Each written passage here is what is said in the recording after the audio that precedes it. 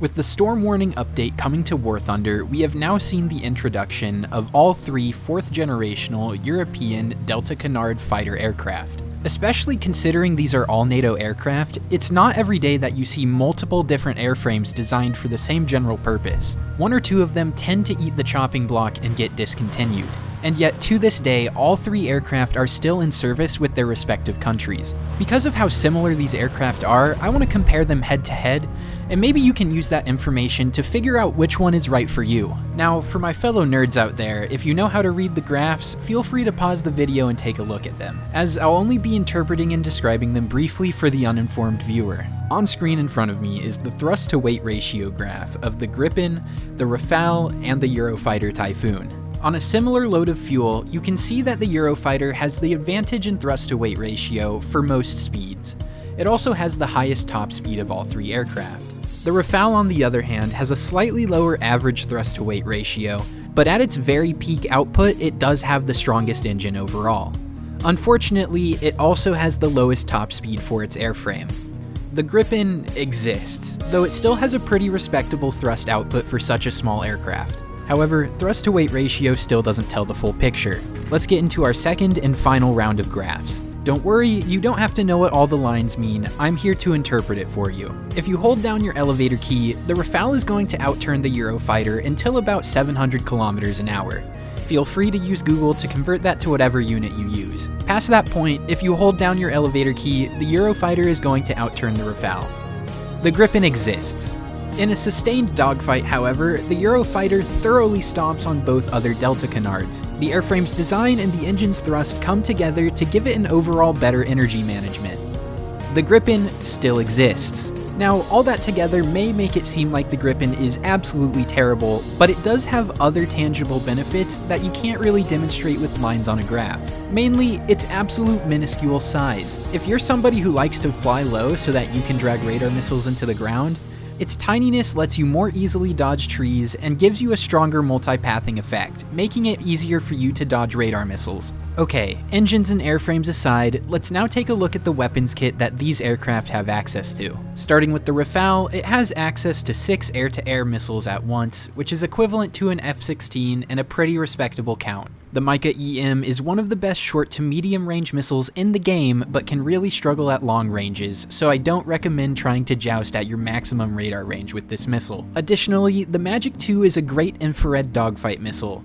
Within 3 to 2 kilometers, it is basically unflareable and has netted me a lot of kills across the French tech tree. Where I think the Rafale really shines though, is its air-to-ground capabilities. The Hammer rocket-boosted bomb is absolutely insane, featuring 3 different guidance systems, which gives this weapon incredibly long range, but also a target tracking terminal phase. This is easily going to be one of the best close air support weapons in the game. Plus, the centerline pylon can still take one really big bomb for clearing out clusters of campers. Overall, it's a pretty good platform with good air-to-air capabilities and great air-to-ground capabilities. The Typhoon, in my opinion, sits among the best of the best as a top 2 aircraft in the game. The only air-to-air platform that I could see ever really rivaling the Typhoon is the F-15E. The Eurofighter can take up to 10 missiles, 4 of those being AIM-120s, and if you take the double pylons for Sidewinders, you can take up to 6.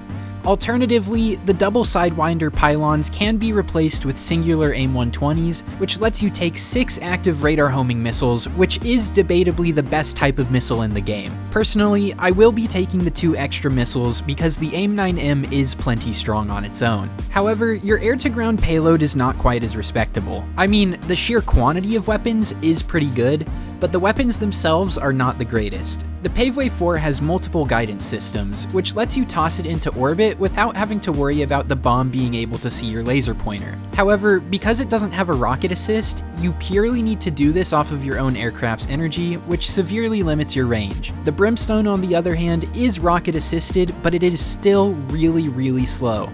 Personally, I like to take a good combination of both, as they can both find their uses here and there. On top of this, you keep most of your missile kit, which lets you act as close air protection as well. Overall, it's a phenomenal air-to-air platform and a just okay air-to-ground platform. For air-to-air, the Gripen has access to the RB-99 and the RB-74M, which are AIM-120Bs and AIM-9Ms respectively. The Gripen is unique, however, in that when you take air-to-air missiles on its 2 innermost pylons per wing, you get access to an extra countermeasure pod. This means that in the air-to-air role, you have access to basically unlimited countermeasures. Overall, playing the Gripen, I feel a lot more comfortable turning on periodic countermeasures and just dumping them out whenever I please. Additionally, because the Gripen is a smaller aircraft and uses a smaller engine with less thrust, it also generates less heat, which means that your countermeasures are more effective than most other planes. With all that in mind, with only 6 missiles, this plane is pretty equivalent in the air-to-air role to the Rafale, and pales in comparison to the 10 missile loadout that the Eurofighter has access to. In the air-to-ground role, the Gripen is actually a lot more severely limited. While I do think the AGM-65G is a significantly better weapon than anything the Eurofighter has access to for air-to-ground, you are limited to only carrying 4 of them. This isn't necessarily a bad thing though, if you have the emphasis on quality over quantity. Overall, the Gripen makes for about an equally good air-to-air and air-to-ground platform. So what conclusions can we draw from this video?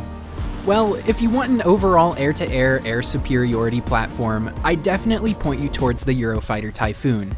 It has some of the best dogfighting qualities, and it has one of the best missile kits in the game. There's really no denying that this is one of the strongest aircraft in capable hands. For the Rafale, while it is still viable in air RB, I definitely recommend giving it a try in ground RB. France recently had an improvement to their top tier ground tree, and by that I mean Leopard 2s.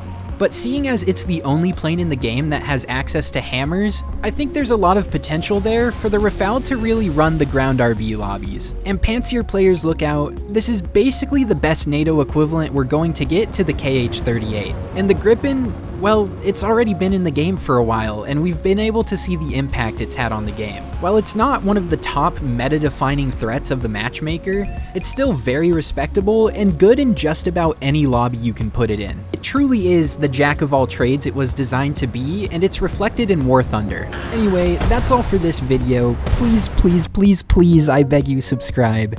And if you want to see more of these analytics style videos, let me know. I'm trying out this new format, and if it works out, I'd love to keep making more videos like it. I'll see you guys in the next one. Bye-bye.